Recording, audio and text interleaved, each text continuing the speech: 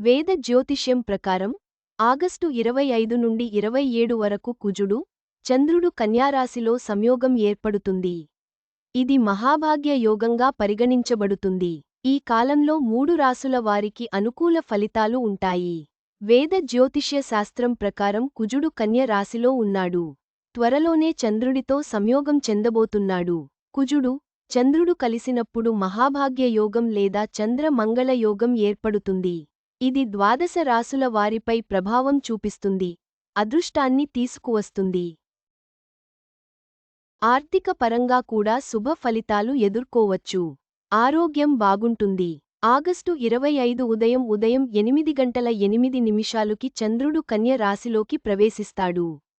కుజుడు ఇప్పటికే ఇదే రాశిలో సంచారం చేస్తున్నాడు. ఈ రెండిటికి సంయోగం ఆగస్టు 27 రాత్రి ఉదయం 7 గంటల 21 నిమిషాలు వరకు ఉంటుంది.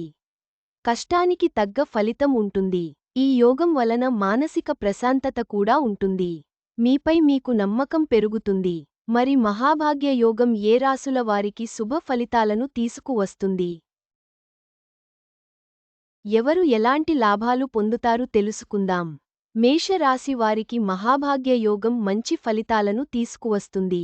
ఈ సమయంలో సానుకూల శక్తి వ్యాపిస్తుంది. రిలేషన్షిప్లో కూడా సమస్యలు తొలగిపోతాయి. సక్సెస్ని అందుకుంటారు. ప్రేమ జీవితం మధురంగా మారుతుంది.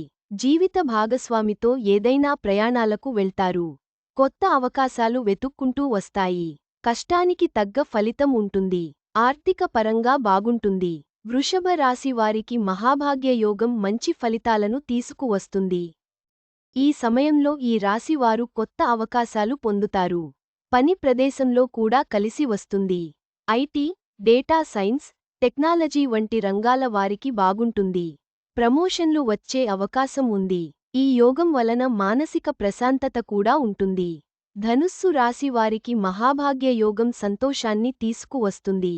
ఆర్థిక పరంగా కూడా కలిసి వస్తుంది.